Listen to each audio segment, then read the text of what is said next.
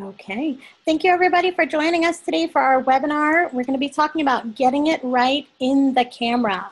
We're going to be talking about ways that you can use, or either you can set up your photos to get the effects you want, and the ways that you can use filters to get there as well. So our presenters are Shawn and Corinne Severn, and they are writers, photographers, and adventurers. In the summer, you will find them on their boat, the Salish Lady, and they're traveling between Olympia, Washington, and Alaska, photographing the beaches, the mountains, and the wildlife.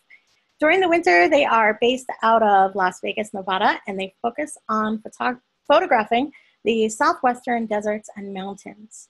They have published numerous articles and currently sell their landscape photographs on their website, which is zfrontierphoto.com.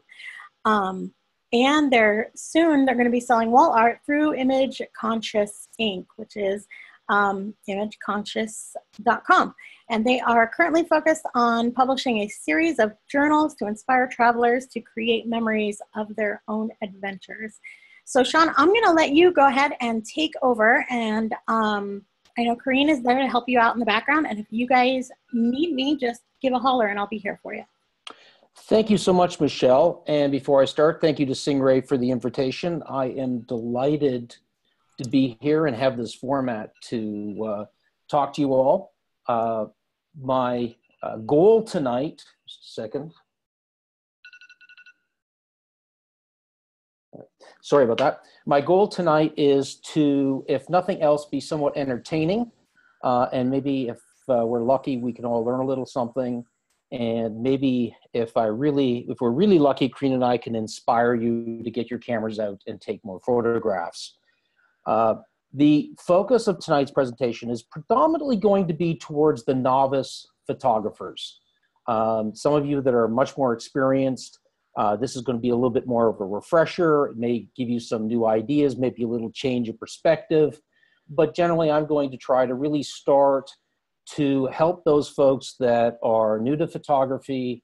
You know, maybe Santa Claus is bringing them their first DSLR at Christmas time this year, and they're excited about learning and to use the camera and go out and capture some wonderful photographs and images to share with their friends, family, and others. If it seems a little basic to some of you more advanced photographers, stay with us. Hopefully in a couple months or a month or a couple months, I'll be back to do a much more in-depth, detailed, technical conversation about some of the effects in that I touch on tonight. I've just put up an outline. I'm hoping all of you can hear me fine, and I'm not looking at the chat or questions. So if you cannot hear me, please let Michelle and Corinne know so that they can let me know. And they'll be, as we go on tonight, Michelle and Corinne will be interjecting from time to time to provide your questions to me. As it turns out, if I have the questions up, I can't see the presentation. So they'll be interjecting from time to time. And Corinne's job is also to try to keep me on track so that this isn't a 5-hour presentation instead of 40 minutes. So with that, let's start with our outline. I'm going to really start at a very basic strategy of photography. I come from a school that really believes that if you can't see the image, if you can't compose the image in your mind, you can't see it and feel it either in the field or with your model or with your wedding, then it's extraordinarily difficult to execute with a camera. So I'm going to start really at some basic thinking about photography. I'm going to eventually start introducing the tools, and I'm going to talk about photography and the cameras and the filters and all of those things as tools to use to execute an idea. We'll go through some basic camera settings tonight in some seminars that I've recently been listening to. I've seen a lot of the questions where folks are really, they get lost in the settings and they get lost in what the camera, the power of the camera. And then I'll essentially move on to do some discussions of filters, give you a little bit of feel for what some of the effects you can get with filters, give you a sense also of what is a filter shot, what is an electronic shot that you can do in the software, and give you a real sense of, or try to start giving you a sense of how to use these tools and think about these tools when you're standing at an image. You know, you're standing at a precipice and you've got this beautiful scene in front of you and you're trying to execute. I'm going to talk about sort of from that perspective throughout the entire evening. I'm going to conclude tonight a little bit about software. As you know, and those of you that have been around cameras for a long time, there's tremendous debate about whether I should use filters or whether I should use something called high dynamic range or HDR software. You know, do I really need a polarizer? Do I really need a neutral density filter? You know, and try to give you a sense of how you might think about using or not using software as the case may be. I really want to start by defining the way Corinne and I look at photography. We really see photography as kind of the art of painting with light. So I don't see us as very much different from a painter or from somebody with charcoal and paper. You know, our job as photographers is to really develop images that tell stories. You know, be dramatic, make us laugh, make us cry.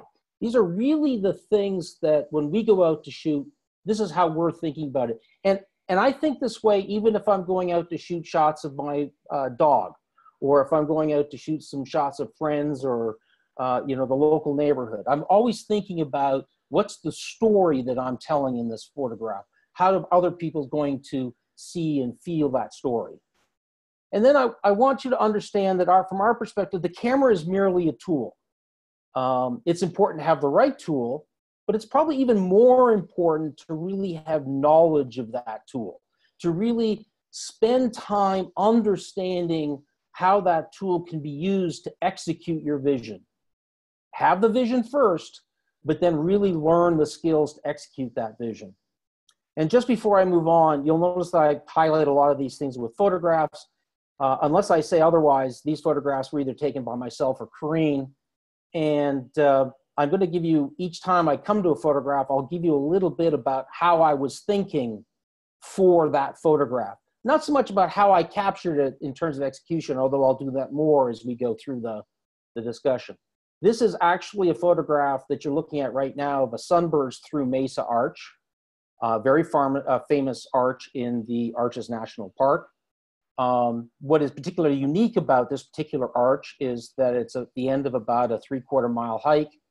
And it is so popular that even at 4 o'clock in the morning when we arrive to take this shot, there can literally be tens of people. And by the time the sun comes up, there could be hundreds of people trying to view this, the sun coming up through the arch. It is truly a beautiful place. It's a place if you've never been, it's really worth all of the trouble to get there. But when I arrived, most of the group that we were with, and I was actually part of a class, had really set up to have the sunburst come up through and get the top of the arch. When I came up, when I saw the arch, my brain went, wouldn't it be interesting if you could capture that sunburst right in the little crack that is on the one end of the arch and use that to power the image across the arch. So when I sat down to execute this shot, everything in my mind, for good or ill, was to actually design the shot to catch that sunburst where I caught the sunburst in that shot. Many, many times you'll do this. Many times you'll be thinking about what a wonderful opportunity to catch that particular image. And it won't happen. In fact, the vast majority of the time, it doesn't quite happen. And it's why photographers will often go back to the same spot time after time after time. It's because they have a vision of the shot they're trying to get. And, you know, if the atmospheric conditions just don't work out for you, they just don't work out. The only thing that I want to point out about this shot, this was done with a Canon 5D Mark III, standard kit lens, 100 ISO, high aperture, f/22, that helps you get that nice starburst. With starburst, you want to be at f/11 or higher. Aperture priority, and then I was using a 3-stop neutral density graduated soft edge filter. And I'll come back to tell you more about these kinds of filters later. But basically, the reason for the filter is that when the sun comes up through the arch, the top of the arch becomes incredibly bright. And you, if you don't sort of take the brightness out, you can't, it overwhelms the entire shot. And that's, in this particular case, what the filter was used for. As again, don't worry about that so much right now. I'll come back and talk about those sorts of things a little later. So really, when you really think about it, the most important equipment that a photographer can have are the things that you actually walk around with every day. Your eyes, your brain, and your passion for creating the shot. Doesn't really matter whether you're a travel photographer, a portrait photographer, landscape photographer. You take these things with you wherever you go. It's both the asset that you have and the baggage you carry. In this particular case, you might recognize this actually. This is the Harry Potter train. It was taken in Scotland. And Corinne, I don't remember the, this was actually in Glenfinnan, Scotland. And again, when we went to take this photograph, this was the photograph I had in mind, although to be perfectly honest, I would have preferred the engine to be the other way around, but that just wasn't to be that night. The interesting thing is about, when you arrive and you have a particular image on mind, you have to get ready for it. You have to really see it with your eyes. Imagine how it can look while you're standing there with your eyes. And then use your brain to figure out how to execute the shot. Where do I want the train? Do I want to show action in the picture? Where is the smoke likely to be? All of those things are thought about before the train ever shows up. And then it's merely a case of setting up your image-taking equipment in order to accomplish the shot. And one of the things that you might notice, even though this is generally a landscape shot, you'll notice that the ISO has been moved up to 400, and that was because under those light conditions on that day, any slower than that, the train would have looked blurred as it went across. And this way I got a fairly sharp image. There's all kinds of tools, and you're going to hear, if you go on the internet and you hear people talking about tools day in and day out, you will hear tremendous debates about what tripod you should have, what kinds of shutter releases, what filters you should carry, what kinds of camera bags you should have, what kinds of cameras you need. The fact of the matter is you need some of all of these equipment, but you don't necessarily need to have all of the best equipment. You don't necessarily need to have all of the equipment. What you need to have is the equipment in order to execute for the type of photography that you're wanting to do. In this particular case, this is a landscape shot. It's a lime kiln lighthouse on San Juan Island, excuse me, in the San Juan Islands in Washington State. And this was a beautiful evening. We literally had the place to ourselves that evening, and quite late into the evening, probably well through civil twilight into nautical twilight, the sky just kept getting more and more pink, and the clouds just really had this absolutely beautiful, delicate tone to them as the evening came on. The photograph you're looking at right now, one of the things I want you to notice about this is you'll notice that this was a 30-second exposure. So it was a very, very long exposure. It was predominantly that long for two reasons. One, actually Corinne took this shot. She wanted the clouds to show motion. She wanted to show that they were kind of get this sort of feel of filmy things moving through the sky. But she also wanted to capture the lighthouse light. And the lighthouse light only flashes every so often, and it's not very bright. So by having a long exposure, she was able to have that light do it multiple times, and getting sort of the full effect of a lighthouse in the sky in the background. So I've got a question. On a shot like that, when you're sort of picturing the shot, how long did you sit there to get the right light? And how many different settings did you go through before you decided on one you thought was good? That is a fabulous question. When we go to, and Corinne and I are predominantly landscape photographers. This is what we do normally. A typical landscape shot for us will be scouted either the afternoon or the day before. So we will actually show up at the site and we will look very carefully at all the different angles that we might choose to take that shot.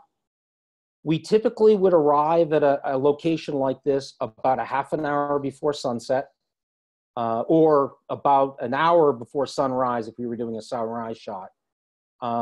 We would, again, walk around.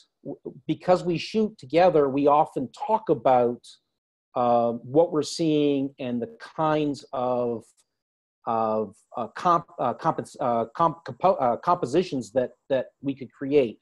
So we'll usually talk about it. Once we settle in on a composition, it takes us about another, a few minutes to get the camera set. And then we will take anywhere from 2 to 5 test shots before the light starts to sort of become good, become golden.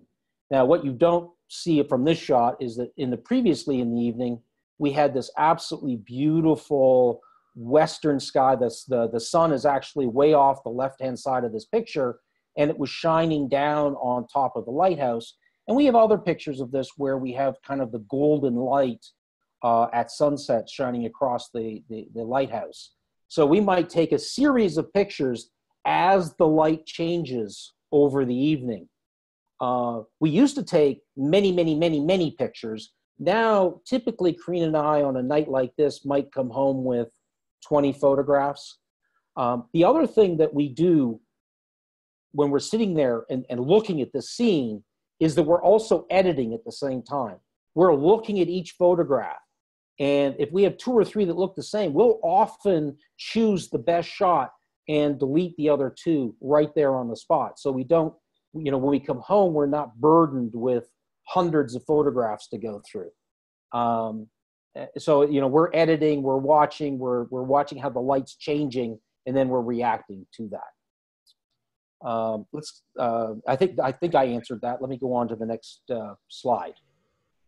This was actually taken by a very good friend of ours, Angelica Page. She's a wonderful family portrait photographer, and she shoots small children. Her specialty really is shooting portraits of people in natural light. So when she does this, again, and I want to include this because even a portrait family, someone who wants to go out and shoot your family, even if it's you wanting to go shoot your family, Angelica thinks about how that family is going to look in a specific environment with a specific type of lighting. And then she will come to that location ready to take advantage of the location, but the lighting. She'll already know what that lighting should look like on that day that she's going to shoot. And in fact, she would most likely have already gone through and actually composed the tree that's in the background. This is a small aperture, so the tree's not completely in focus, but it highlights the heads of the family, and you can see the sun coming in from the side, lighting the girl's hair across the family from the left-hand side to the right-hand side. In her case, she has very different needs for tools. She has the same need to see the photograph, but then she has a different set of needs in order to execute this photograph. Like us, she needs a camera.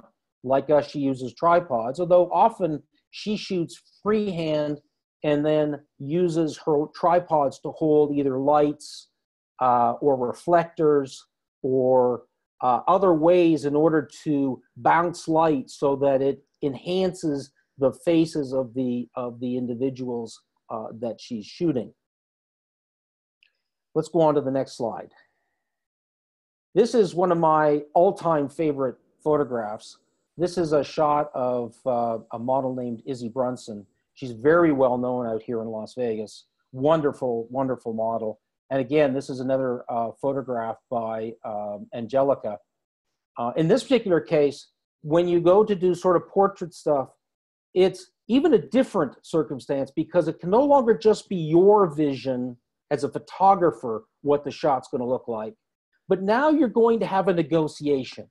you're going to have a process where you're going to work with the model, and the model is going to respond to you, and you're going to try to articulate to the model the vision you have, and at the same time, try to extract from the model her contribution to the vision, or what she might want to have out of the vision. Now, I understand that in this particular case, Izzy actually articulated this idea for the crazy clown kind of outfit, and her and Angelica then worked out sort of the background and location and setup. But then also you're going to have people that have to do hair, makeup, you're going to have a set or a location, and it becomes very complex in just articulating and creating the components that allow you to take a shot like this.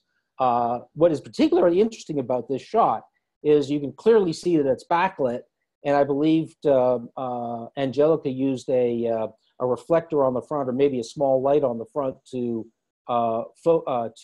light Izzy's face. But this is a pretty, you know, it's an evening shot, but it's a pretty natural photograph, and that was something they had discussed and worked out as part of the photographic process. But again, I want to make the point, a lot of this was done and thought through before they ever got to this location to take the shot. There's a wonderful YouTube series by a guy named Ted Forbes. It's called The Art of Photography. He's on YouTube. If you would like to sort of see more of this kind of thinking about photography, he does a wonderful job of it. Again, his name's Ted Forbes, and the site is called The Art of Photography. It's a wonderful site. He's just brilliant at really looking at the art of photography, and it's certainly somebody I follow carefully and really enjoy. The last one is wildlife photography. Again, it's a different set of thinking, shooting wildlife. In fact, Corinne and I find when we go to shoot wildlife, we really have to get out of our landscape mode, because it's about action. It's you're often working in less than optimal circumstances. Either you've got a lot of dust from trucks or animals walking around, or you're in the bush, or it's raining, or you're, in this particular case, I'm trying to shoot from a very, very rocky little boat, and Corinne is trying to maneuver the little boat between the seaweeds as not to get all the engine tangled up and basically get us trapped in a seaweed bed. And all that's going on while I'm trying to shoot these guys and hoping that they don't all of a sudden become scared at us and all dive into the water and run away. Again, we went to this location. We knew these guys were here. We knew that at this time of the day, they like to sort of lie up on the rocks. You also should know that in Washington State, they do a great deal to try to protect them. You're not supposed to approach them. You're not supposed to scare them. So you really have to figure out the zone from where you're going to shoot.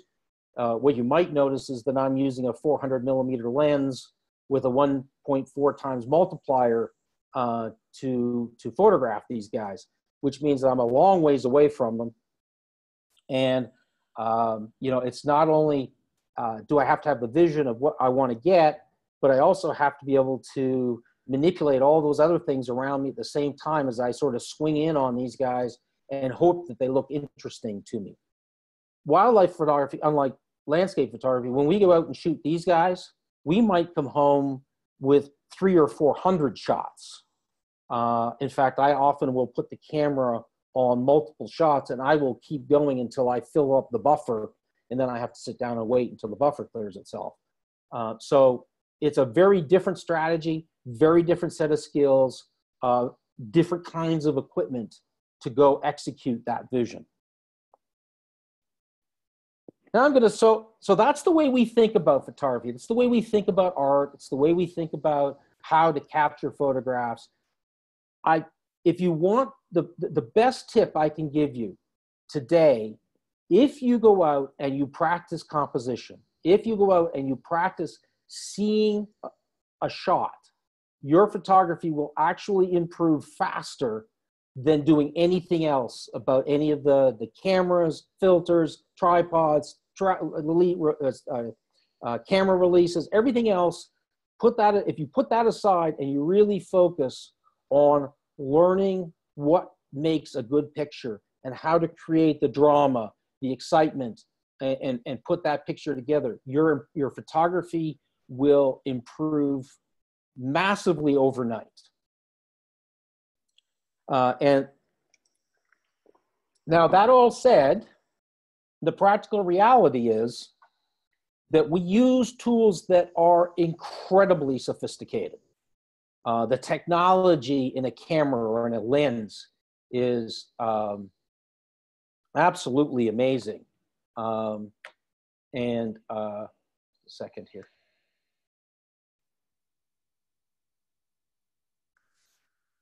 And it doesn't really matter what kind of camera you have. It doesn't really matter whether you got a point and shoot, a DSLR, or a full frame camera, a crop sensor camera, a mirrorless camera, a 4/3 cropped camera. That's only important in terms of what is the best tool to execute your vision. And many of us want a camera to do many things. And the fact of the matter is, almost all, even very introductory DSLR cameras, whether they be mirrorless, crop sensor, or full frame cameras, have an amazing amount of capacity and tools built into them that allows you to take great photographs. There's a particularly good example, unfortunately his name escapes me right at the moment, of a gentleman who is a fairly famous street photographer who decided to put his very expensive DSLR aside for a while, and then went out and actually purchased a really inexpensive entry-level DSLR to make the very point that it's not really the camera, it's what you do with the camera that makes the technique, the photograph, the drama, the inspiration, everything that comes out of that photograph has much, much more to do with the photographer understanding the picture than it does the camera. So I know that when you go onto YouTube, you can find debate after debate after debate as to which camera is better than another. It really, unless you're a super high-end pro and you've got very specific requirements for your camera, generally speaking, just about any camera will do a pretty good job. You know, some cameras will have better sensors in terms of their color palettes.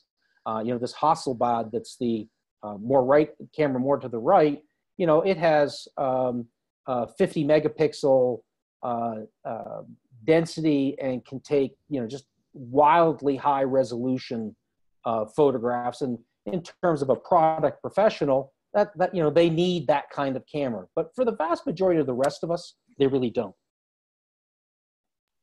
Now, does that hold true for the lenses as well, or are you a bit more picky on the lens? Okay, now I've lost my ability to move there we go. Lenses. Funny you should mention that. Here's the reality.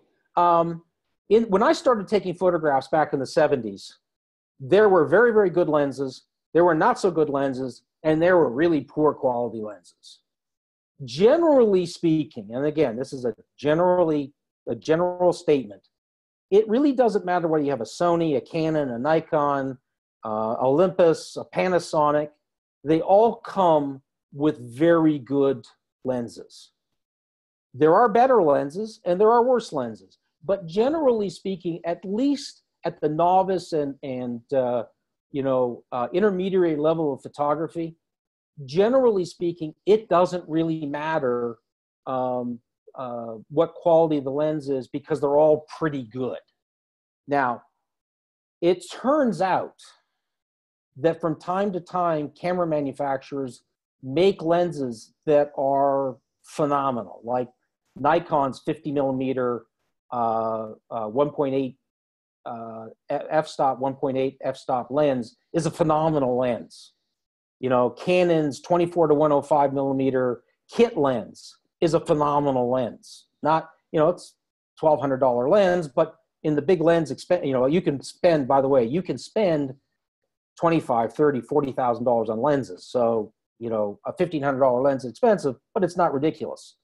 Canon also makes this 70 to 200 millimeter lens, also a really, really good lens. So good glass is important. It's probably more important than the camera.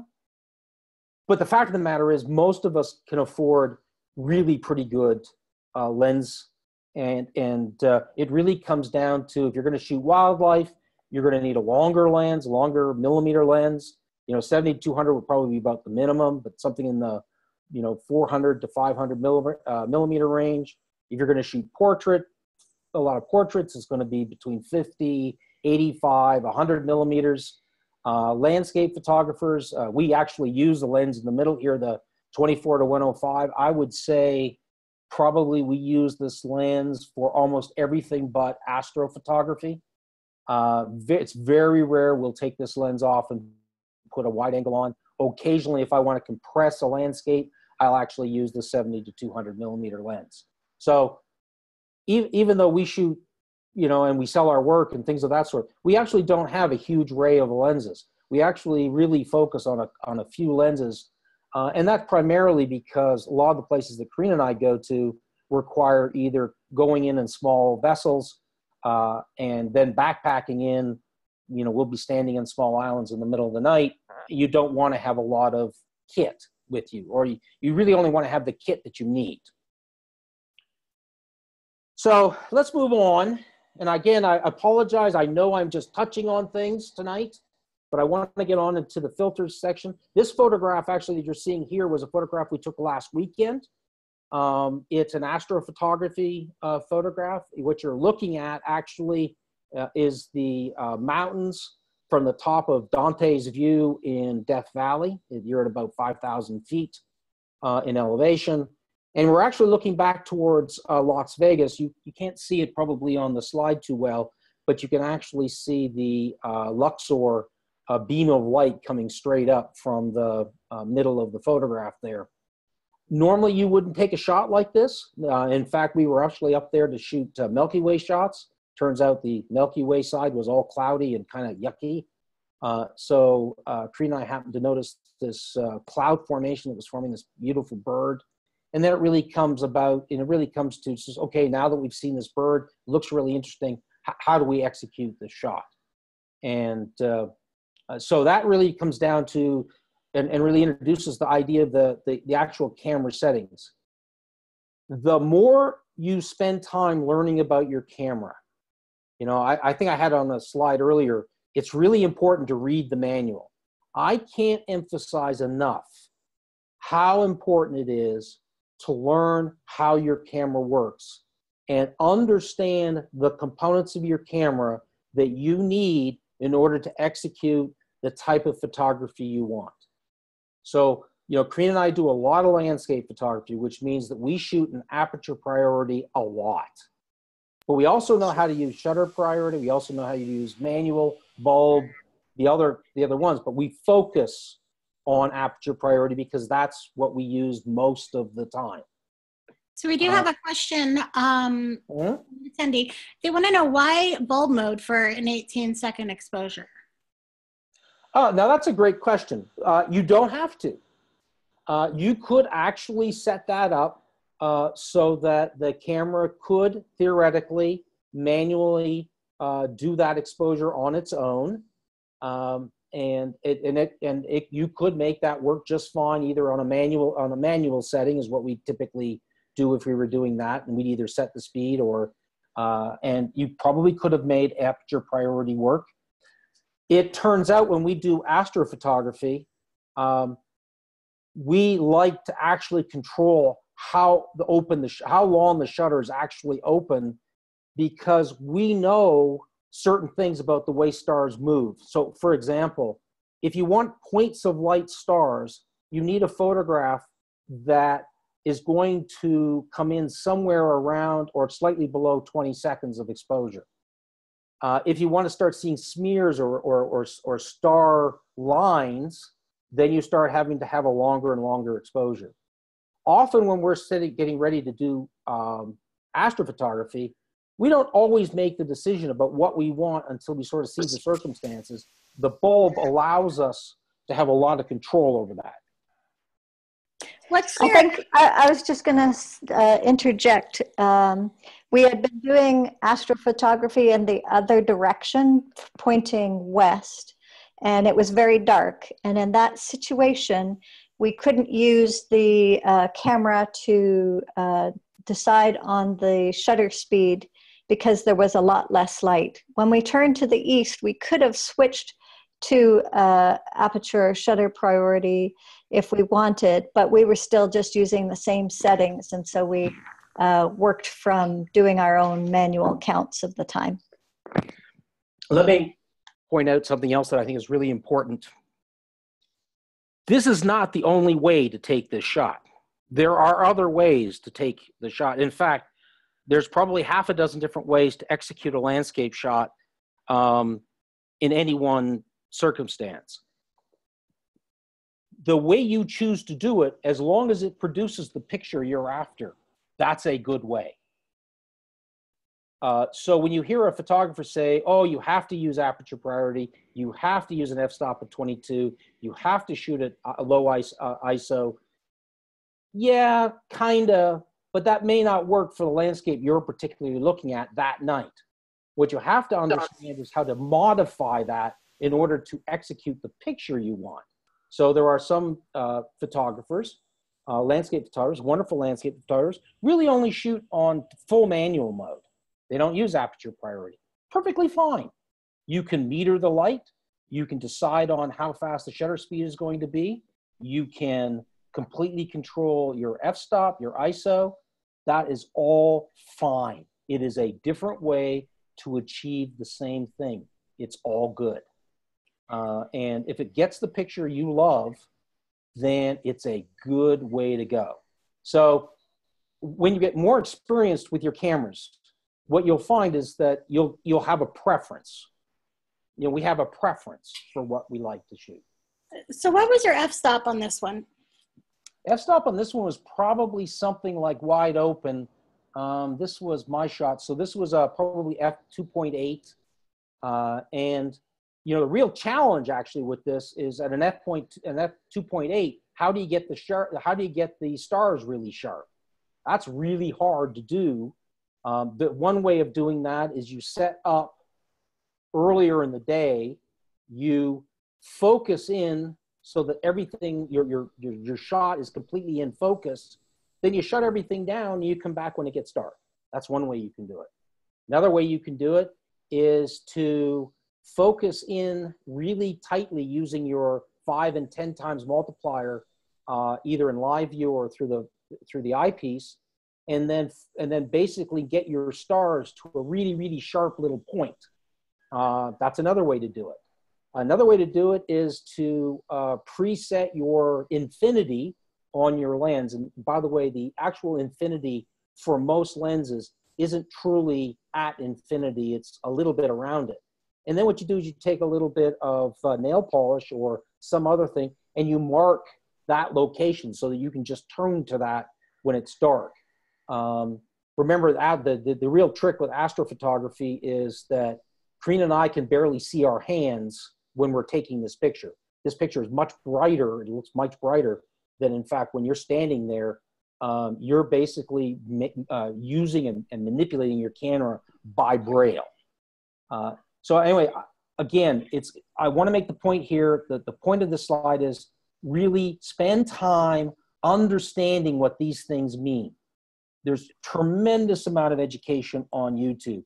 You know, if you bought a brand new Nikon 750 or 850, that's a beautiful new camera that's come out, and the manual doesn't make sense to you, then go on YouTube, look up Nikon 850, and you're going to find 25, well, maybe not 25, but you're going to find many YouTube videos that will actually tell you how to work that camera. Spend time learning to do that. It will pay off in spades when you get out into the field to actually take a photograph. And that's really more important. It's more important to spend the time learning how your camera works than it is to fuss over whether you've got a micro four thirds, a crop sensor, or a full frame camera. Those are all important things, but more important maybe for professional level photographers. So one last question on that photo. Mm-hmm. Why aperture priority over all manual, especially full manual? There is no reason, and aperture priority makes it slightly easier for us to shoot a landscape shot because we're mostly interested in trying to collect a sharp image from back to front or from front to back. And so we focus more on setting the camera up to capture that light capture that light and capture it in a way that we get the most highly pin perfect focus we can. Now, the other reason that we typically use aperture priority is we don't really care how long the shutter's open because we're sitting on a tripod. Now, it becomes really important if you're hand holding your camera, how long that shutter is going to be open. That's an entirely different type of problem. But because we're sitting on a tripod, and frankly, often what we're trying to do is actually create a circumstance where the shutter stays open longer. We want to collect more light usually when we're shooting still twilight and nautical twilight shots. It's already getting dark. We're trying to get as much detail through the light into the camera we can. And aperture priority is a shortcut. It allows us to do that. Now, could you do that on full manual? Absolutely. There is absolutely no reason why you couldn't set up your camera on full manual and accomplish exactly the same thing. We just choose not to do it that way. Does that answer the question? Looks like it. Okay, let me move on. So again, I'm reinforcing so when you're out in the field, and this happens to be Canon because Corinne and I shoot Canon, Nikon's going to have something similar, Sony's going to have something similar, Olympus is going to have something similar.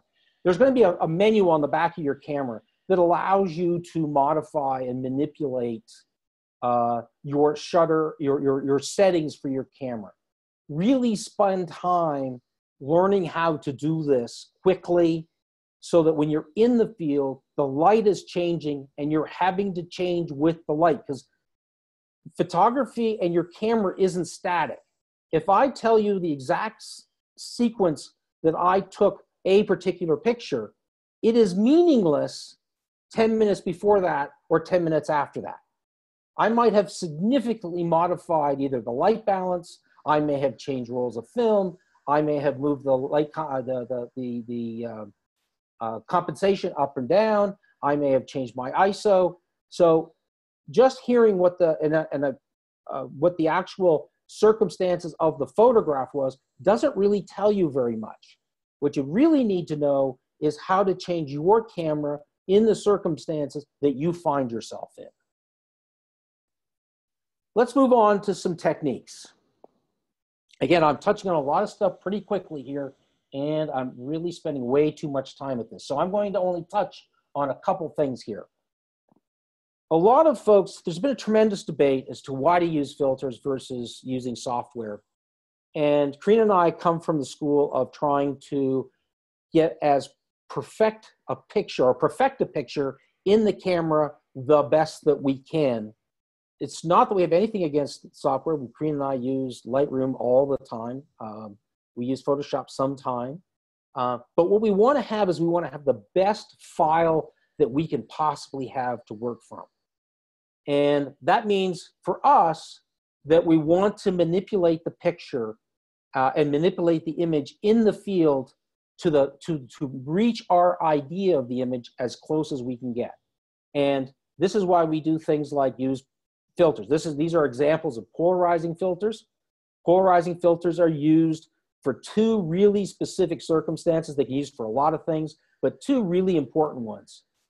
This photograph on the left, you can see the golden shine on the top of the water. On the right, there's no sheen on the water. Now, and this is where it's important to understand the effect of the filter. If you're in the field and you're looking at this picture, if you want to have that wonderful golden reflection on the water, you're not going to use a polarizer. You could have one there, and you've got to learn to turn it off. If, on the other hand, and in many cases when you're shooting streams and rivers and forests and things of that sort, you really want to get the glare off. And you really want to be able to see into the water or see past the glare of the photograph. In that case, then you're going to use a polarizer. So, and then there's many, many different types of polarizers you can choose from.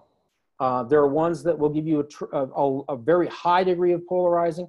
Corinne and I tend to like circumstances where we're not overtly doing stuff. So we often use the Singh-Ray warming polarizer. We like, because we're shooting landscapes, we like the photograph to be a little warmer. We also like to have a little less polarization in a lot of our photographs. But again, that's a personal effect or a personal decision.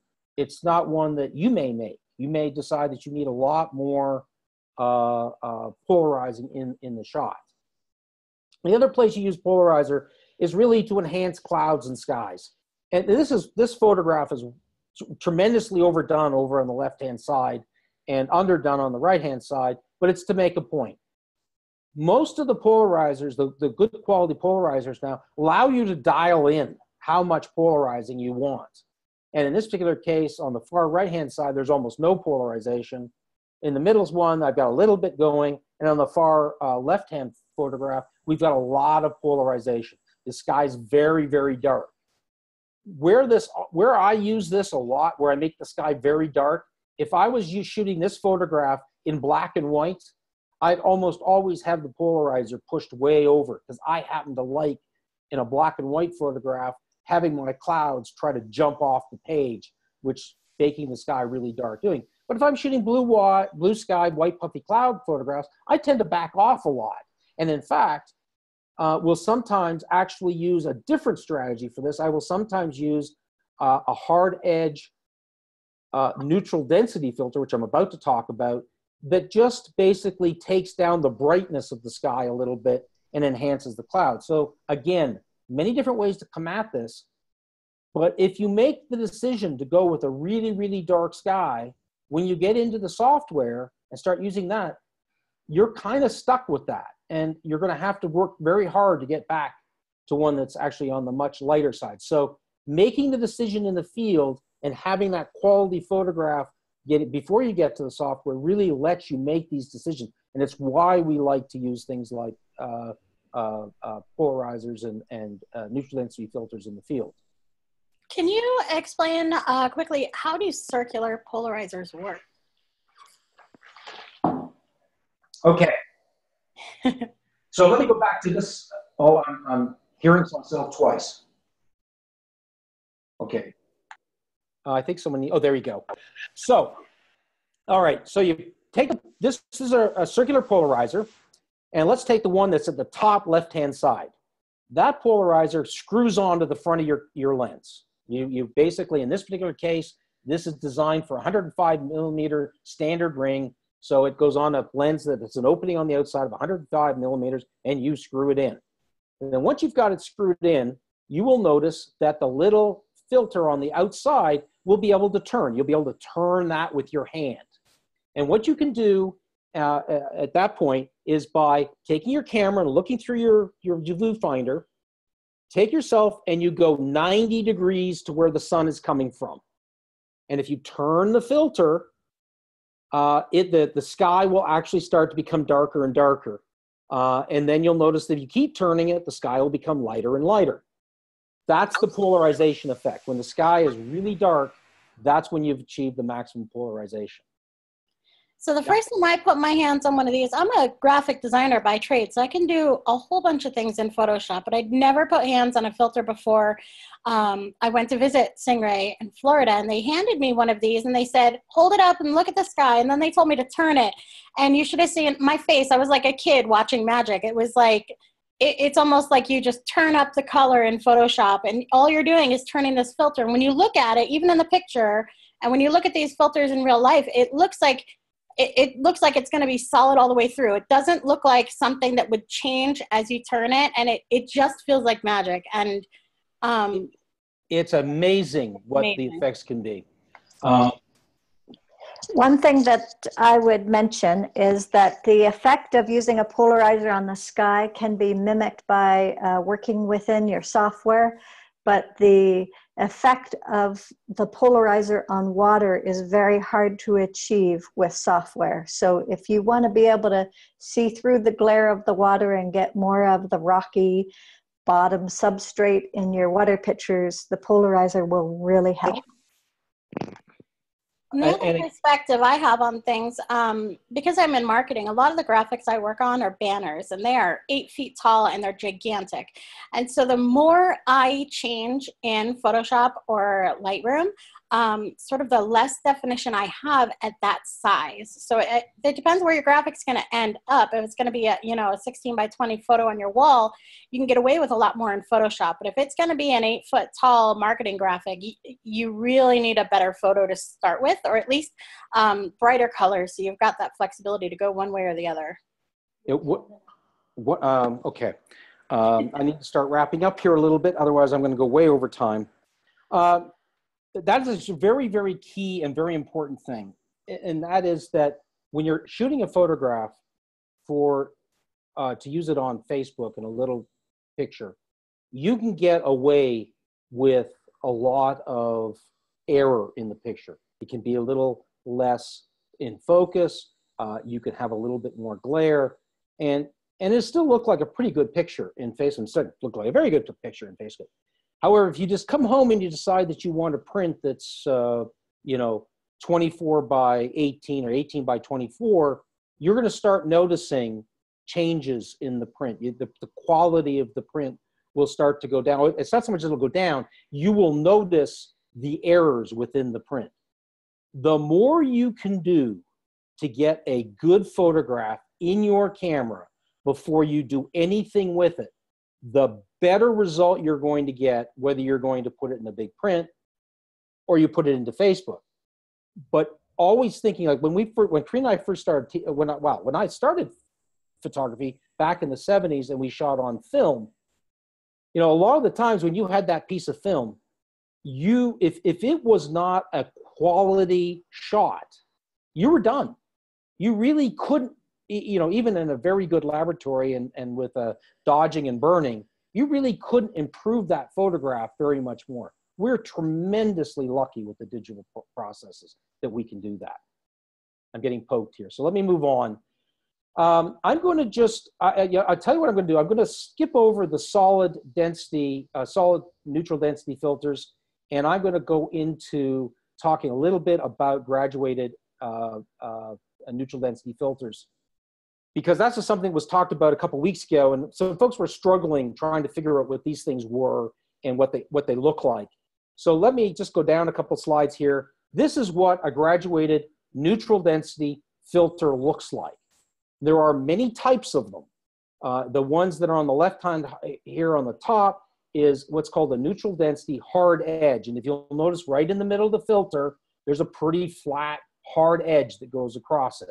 If you go straight down from that, the bottom left-hand side, you've got an neutral density filter with a soft edge. The density of the filter reduces as it gets to the middle of the filter. You can also get these types of filters in colors, orange and pink. I don't tend to use those because I just don't need to, but there are many photographers out there that like to add a little bit more color to the palette of their sensor, and they're interested in doing these kinds of things or using those kinds of filters. These are the kinds of systems that hold these filters. There's a newer product out from Wine Country Photography. It's a beautiful system. I've not used it myself. I've only seen a few YouTube videos on it, but they have a wonderful method of capturing your filter in a little holder and then using that holder within its system. It keeps the filters very nice. It's very tight. It prevents light from leaking around the edges of the filter. The one beside it's a typical Lee filter. This is a 2-filter system. You can see the filter in the back, and then there's a slot in the front. The one over on the far right-hand side is the Koken system. In the Koken system, you can often put, in the systems that we typically use, Corinne and I use, we can actually load that with 3 neutral density filters. And here's another example of them. The Z Pro filter system on the left-hand side is a Koken product. Actually, these are both Koken products, I think. And the one in the middle is called the P filter holder. They are essentially all the same thing. They are a way to hold these filters on the front of your camera. And in fact, what actually happens is that on each of these little systems, there's a little ring that screws onto the front of your lens. And then these little systems sit in that ring. Either they slide in, or they have a magnet system, or they have a little screw that tightens around the ring. A bunch of different ways to do the same thing. As landscape photographers, we use these filters all the time. And on the left-hand side is actually a photograph of Corinne. This is a pretty typical picture of Corinne standing in the Badlands, the salt flats of Mojave Desert. I'm sorry, in Death Valley in the desert. She's preparing to take the photograph that's actually on the right-hand side. And I'll come back to this with a little better shot, but you can see her camera set up with a filter holder on the front. She's got her filter bag holding all her filters, her camera release, tripod, and in fact, she's actually using what's called a photographer's ephemeris to figure out where this sun is actually going to hit the horizon. And then what she's doing is she wants definition in the front of the photograph. So she is focused about, an inch or so into this photograph on the salt flats. So the focus point is about an inch up from the bottom of the photograph.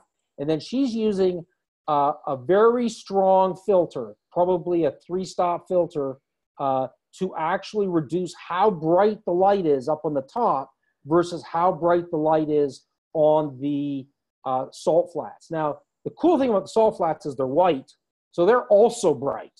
So it's a really learning experience. You sort of have to get out there and practice figuring out what density of filter you need to put. Now, I can tell you this was a hard-edged neutral density filter because she has a nice straight line at the bottom of the mountain. So she'll move the filter down so it's right at the edge of the mountain there. This is another photograph built with neutral density filters. This is another photograph by Corinne. This is a interesting photograph because this is done with a 3-stop neutral density grad soft edge filter. So in this case, what she's doing is, so remember the filter, if you go back, let me go back a couple ones. This is the soft edge filter. It's the one on the bottom here, bottom left-hand corner. And that filter was used to take this shot because what she wanted was some definition in the mountain in the background. So she didn't want the mountain to be completely blanked out. She didn't want it to be completely lost on the shot. But she needed to lower the brightness in the sky so that her foreground wouldn't be completely black. So she's used a 3-stop neutral density graduated soft edge filter, and she's brought it down so the soft edge is probably somewhere below the mountains there. I can't see it on the photograph, but it's somewhere down in that area.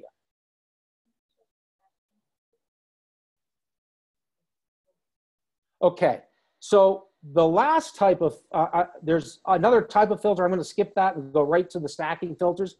Most landscape photographers will give you a presentation about a single neutral density filter. In reality, we stack them. So as this picture here on the left-hand side, you can see the camera, filter holder, and you can see that there's 2 filters in there. The one that is on the outside, that's the closest to the left-hand edge, is a hard stop filter. It's a hard edge filter. And the one behind it is a soft edge filter. And what we do is we call filter blending. Many times, especially if you're shooting areas where you've got water, the water is often bright relative to the mountains around it, and then sometimes the sky is either brighter than or less than the water. So what you're trying to do is pull all of this brightness in the sky and the water towards the center so that it's more balanced. So it's very typical that we would take, as in this particular case, we use 3 filters. So we've got a filter closest to the camera that is a 2-stop filter. So it is pulled over the entire picture. So I'm slowing down the amount of light, reducing the amount of light coming in with that filter by 2 stops. The next filter I've got is a 1-stop graduated hard edge filter. So the sky probably wasn't real bright, and that filter is pulled down so that it is exactly along the edge of the water in the first set of the mountains. That's where that filter is. It's right in that area. And then I've got a 2-stop graduated soft edge filter. That filter is actually brought down so that the softness actually comes into the far out. You see the back rocks just before the mountains there? It's pulled down into that area. The reason being is the sun is way off to the west, and the water out by that mountains is still pretty bright. So I'm actually reducing the amount of light in that water with that soft edge filter. But I don't want a line. I don't want a solid line going across my picture.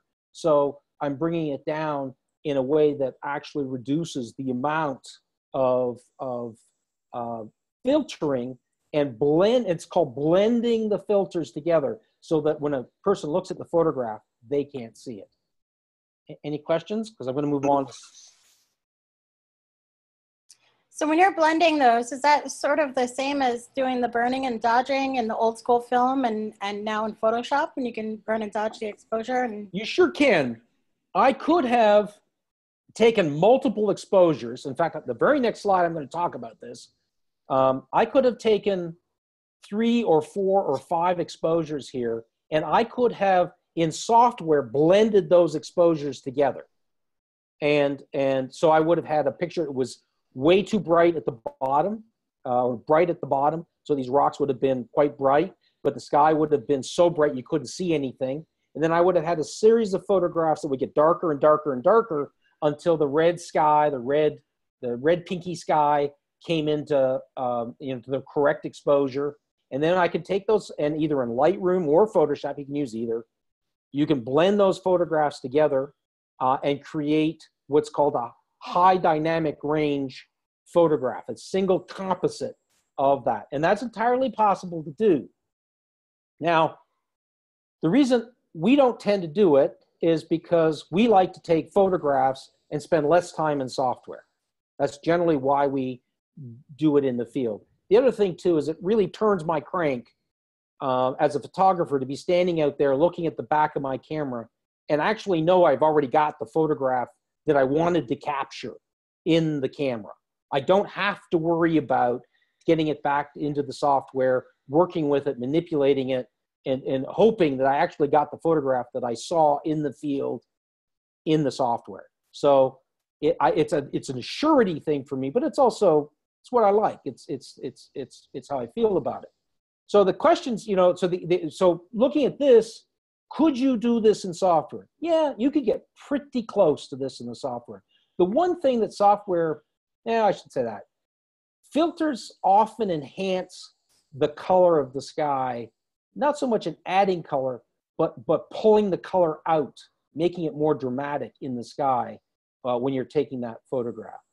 And the other thing that happens when you're taking multiple exposures, if you've got any wind, like let's say the sky was blowing, those clouds would have been moving more rapidly. Because if it was a single exposure, you're going to see the blur, but it's going to look natural. It's going to look like, yeah, the clouds are moving.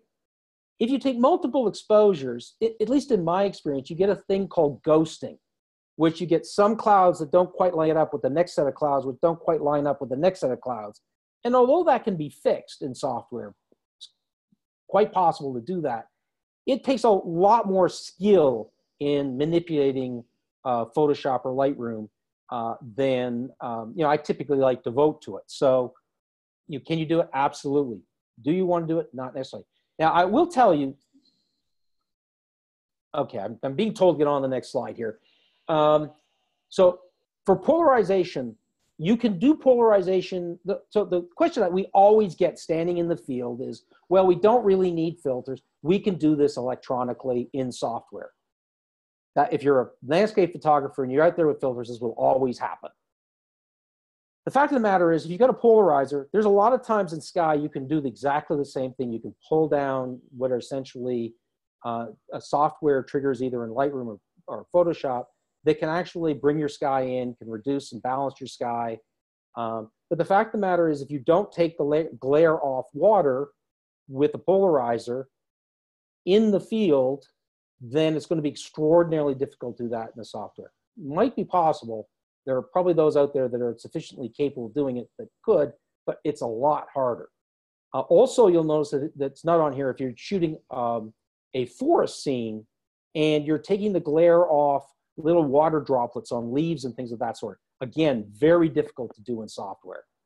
Much more rewarding to do it right while you're taking the picture. Neutral density exposure, neutral density filters for long exposures, blurring water effects. I didn't cover this tonight because we kind of ran out of time.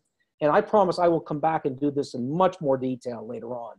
You can do that in the software, but it won't quite look the same as you will get out in the field. So if you're using what would be called maybe a 10-stop filter,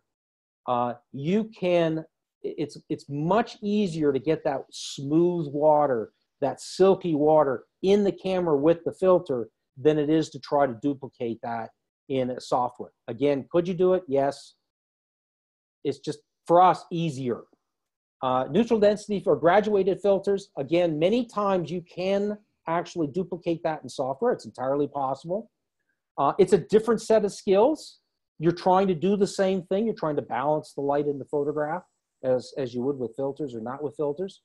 But if your goal is to be out shooting photographs, then being able to see that photograph almost finished in the back of the camera is a wonderful thing.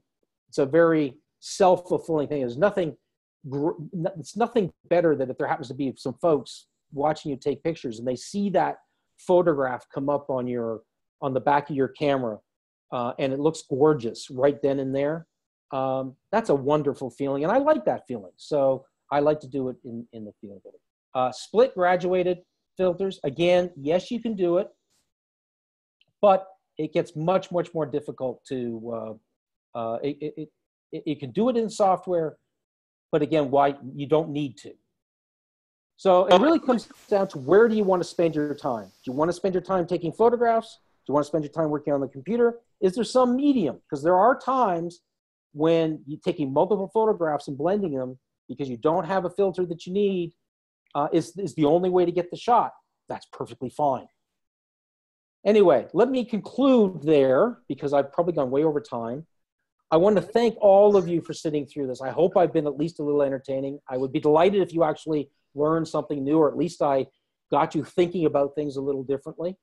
Again, I hope that you're excited about picking your cameras up and going out and shooting lots of pictures, because that's good for you and good for everybody. So again, thank you so much for sitting through this. I really appreciate your time tonight. Thanks. I'm happy to take more questions if there are any. Yeah, if you guys, we've still got a good number of people on. If you have questions, go ahead and put them in there. And the other thing I wanted to mention too, if you guys are out there in the field and you take a shot and you know it could have been a little better, but you're not sure what you could have done with it, post it to Facebook and let us know what your question is, because we have a lot of really, really experienced photographers that regularly follow our Facebook page. And so if you guys post your photos out there on Facebook, you will most likely get an answer from one of those guys before you get an answer from Singh-Ray, which is fine with us because they're the ones that are out there every day doing it. So I would say if you guys are out there and you've got questions and you just want to know how you can tweak your photos and make them better, post them out there and ask your questions. We've got a really, really active group out there. And I want to thank you, Shawn, so much for this webinar. It's been really, really good. It's been a really good introduction to photography in general and sort of figuring out what it is that you are into and what you want to do. Julie wants to know, I can't get a wide angle lens and a polarizer to play well together. Weird dark X's and blotches. What am I doing wrong? Absolutely nothing. The dirty little truth is that on really wide angle lenses, Polarizers will tend to have a bit of a vignetting effect on the edges. You'll often notice that you can kind of make it work in the center, but you'll end up having to crop out the edge, or at least quite often. That's when really, really expensive filters and really, really expensive lenses really do make a noticeable difference. I have a suggestion for you, though. If you want to take something wider, a way to do that is to go with a slightly narrower lens. So let's say you wanted to take something at 16 millimeters. What you do is you put a lens on that's maybe 24 millimeters. And then what you do is you correct and get your polarization right on the money. And then take 3 shots starting at the left to the right, just overlapping each other a little bit, and then go into Lightroom and combine them into a panorama. And that'll often solve the problem. It'll make a wonderful, by the way, I do this all the time because I can never get the frickin' wide angle lens to do the bright polarization for me. So I often just forget about it and actually go do it that way. So that's kind of a workaround. I'm sure if there are wide angle lenses that really can do a great job, but they're very expensive, or can be. Right. And I think also there's a perception out there too that the more gear you have in your bag, the more difficult the photography is. And I think a lot of people figure that it's easier to do things in software than it is in the field, because that's a new skill they have to learn. How would you sort of weigh in on that? Yeah, that's a great question too. It's what your proclivity is. If you love to sit in front of a computer and puzzle out software, then it's not a bad thing to come back and really work in the software. If your goal is to have that picture come out of the camera almost ready to go, then it's really worth working and learning how to use the tools in the field. And I'll tell you, to be perfectly honest, I can describe to you in minute detail how to use a neutral density filter.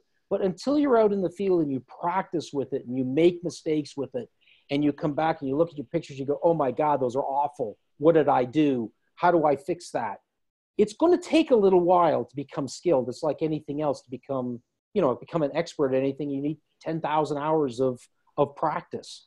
But if you put the practice there, what you'll eventually get to is that you're going to find you're going to have to learn the software anyway.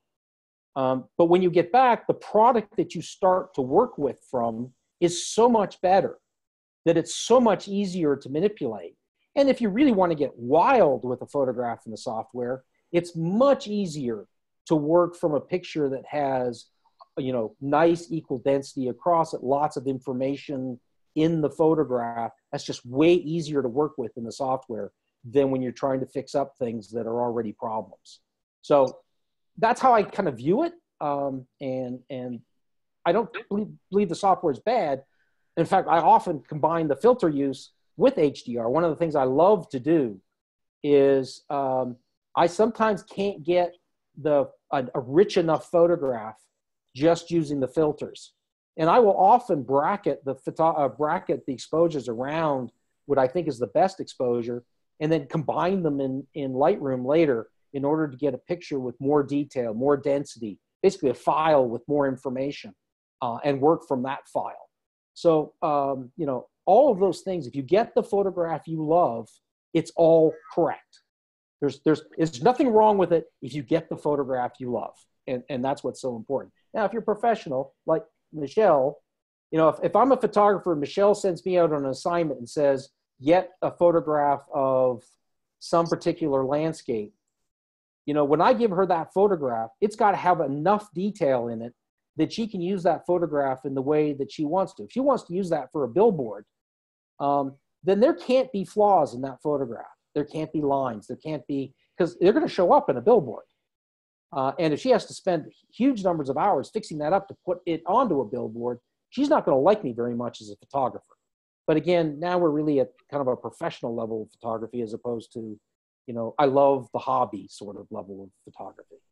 I think there's a learning curve on both sides, on the equipment and both the software. And so it's just a matter, like you said, where you want to spend your time. Where you want to spend your time. And I I don't belittle either people that want to spend their time with the computer or they want to spend their time with the camera or both.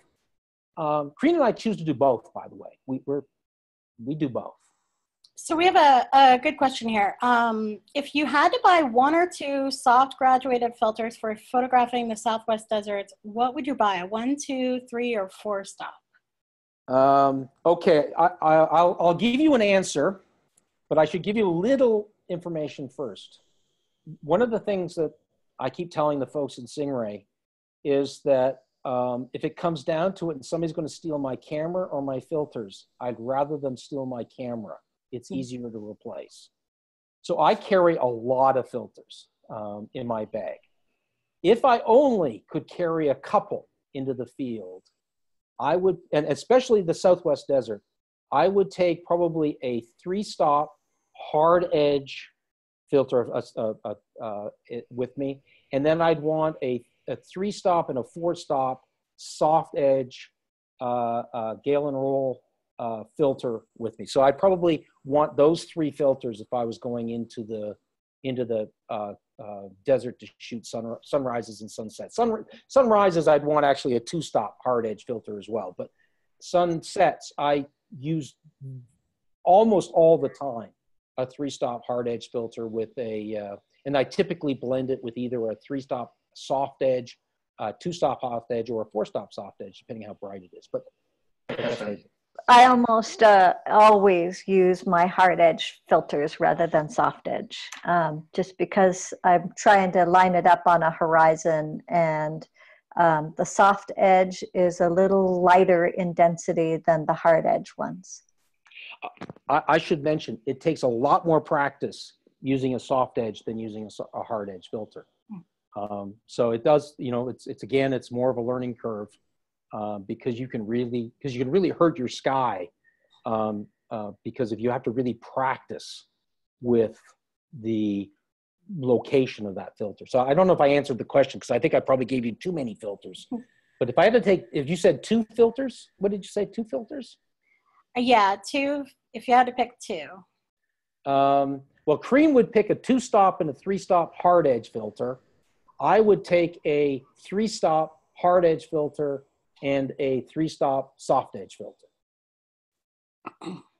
And then you covered a couple of different types of photography. If you had to pick 1 filter for each type, 1 for people, 1 for wildlife, and 1 for landscapes, if you were just getting started, which one would be the most exciting or would people really have fun with to start out with? Okay, for portrait photography, I would probably want to have a diffusion filter in my bag. So that's something I didn't talk about tonight. It basically gives a softer look to some of the to a portrait shot, and there's a lot of different types of those that you can buy. I don't use them, so I'm not very experienced with them. I shouldn't say I don't. I haven't used them in a long time. So that would be something I might, you know, if I was going for portrait. Mostly, if I was just starting out with portrait photography, I'd forget about the filters because you can do almost everything you need to do in the software with it. So for portraits, I might not have a filter.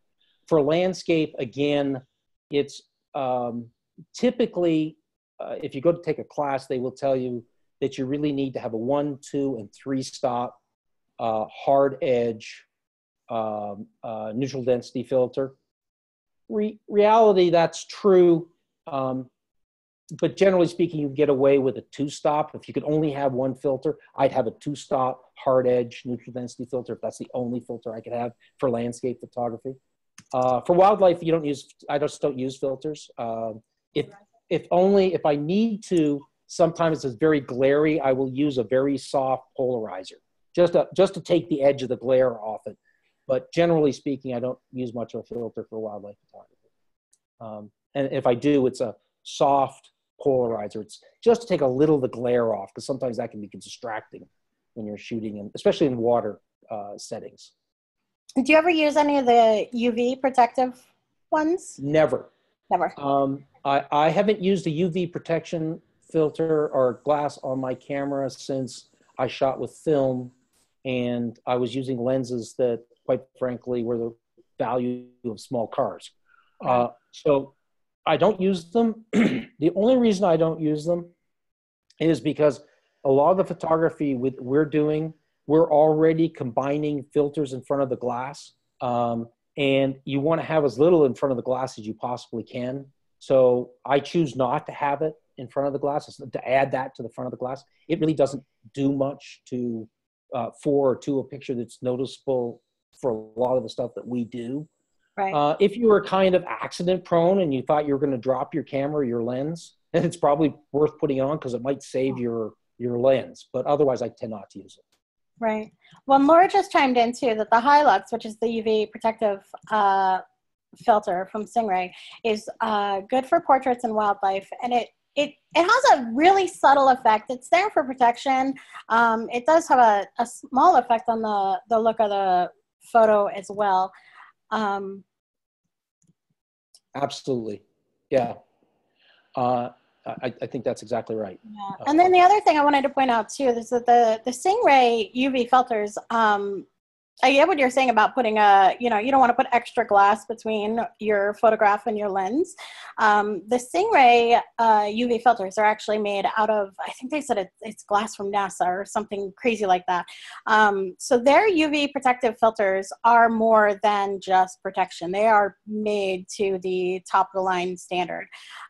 So there are photographers, and if you go on the website, I can't think of the name of her, but there's a few people that say that they put the UV filter on all of their lenses, and they combine it with everything else, and they do that to protect their lenses, but also just to have them on there. So some people swear by them, and some people, like you, like never use them. So it's a matter of preference there too. And you know, if that's, again, this really comes down to preference. If it's something that adds to your photograph and it creates an image that you love, or like I said, when I was first starting out, man, I didn't ever go out without a UV filter on the outside of my lens because I thought it was necessary because the lens was so expensive that protecting the front of, and was so brittle or so easy to damage, that protecting that lens was huge.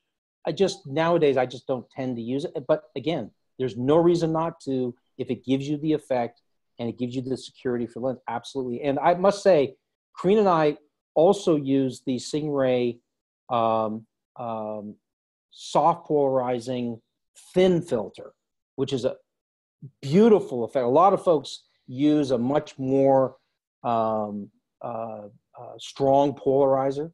And Corinne and I just love the really delicate, soft, warming effect that filter sort of puts into a landscape. It really is it's a very unique, it's almost a unique filter that really can give you a lovely warming effect on your landscape without overpowering it, which we love. So, you know, again, other people like stronger polarization. People we shoot with use really strong polarizers. They get great shots they love. It's just fine. But we happen to really like the Singh-Ray soft warming polarizer. It's one of our favorites. In fact, it's my favorite lens. It looks like we have one last question, and it's a really, really good one. I recently bought a 10-stop solid filter to shoot the solar eclipse. What else can I use it for other than waiting for the next eclipse? Okay, let me just go back a few slides. If you're going to ask me that question, I have to go back a few slides. Voila.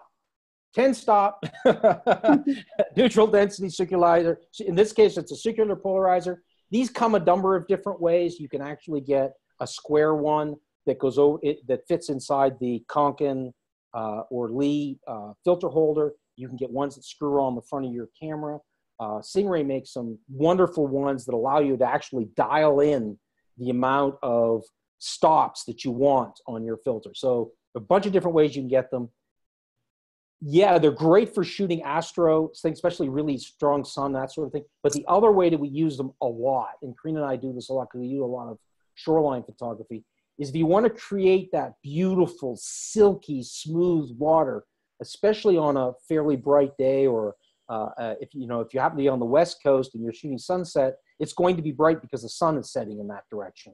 So you often have to really, really create a much darker, a long exposure in order to catch that and make that water silky. that's what you use a 10-stop filter for. Takes a lot of practice. And I would strongly encourage you to go out and practice it, you know, on a beach where you've got some rolling water that's got the white foam. It'll give you a beautiful effect.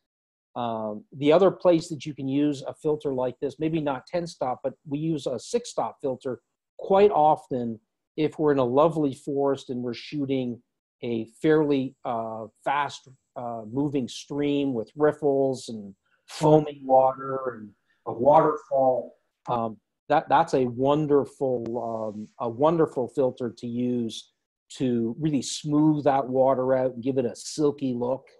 You can go all the way from making it really super silky, almost milky, or to, you know, just use it a little bit, just to slow down the water to give it a feel of movement, but without making it like a complete white smear. So again, it takes practice. And as I say, Singh-Ray makes a lovely filter that you can dial in the amount of stops that you want, and it's a wonderful way to get those kinds of effects. But again, it takes a little practice to learning how to use it, because what you've got to do often is calculate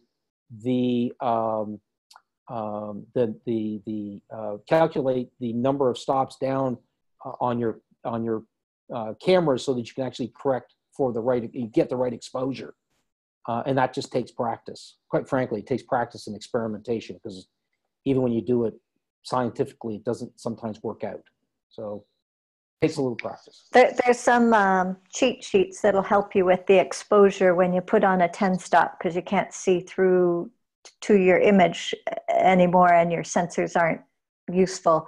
So you take your exposure before you put your filter on, and then you use the guide to help you calculate what the exposure will be with the filter on.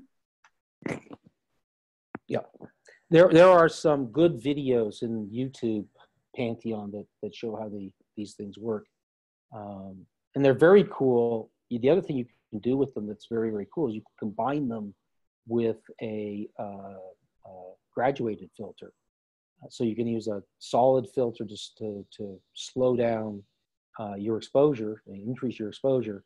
But then you can also use like a split neutral density filter to maybe reduce like a very bright spot, like a sky. Or sometimes actually you can bring it in from the bottom if the reflection on the water is so bright. Sometimes it actually overexposes your photograph, and you can add a little bit more on the bottom. So it's really worth experimenting with. You get some really cool effects out in the water.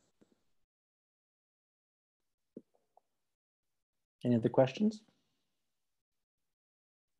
One of the things that I like about this particular filter is when you talk about photography as an art form, sometimes you get lucky with the light, or you want to balance something out because something in your shot isn't quite right. This is one of those filters where you can take a picture, like this picture even. There's one on Facebook that went up, I want to say about a month ago. It looks like it was taken on Mars. And so you're in real life. It's a real life photo. It's not photoshopped. It's actual art that you're out there creating. And so the 10-stop is a lot of fun for that reason. If you're really out there to sort of create art and have some fun and experiment, that's a great one to go have fun with. Yeah, I absolutely agree. And one of the things to think about is switch your film from color to black and white when you're out in the field using a 10-stop. Fabulously interesting. I mean, you can just get some of the coolest shots. And then when you actually spend some time practicing with it, you'll be able to actually sort of envision what you're going to do before you get out there to do it. In fact, there's quite a good video that Singh-Ray put together using the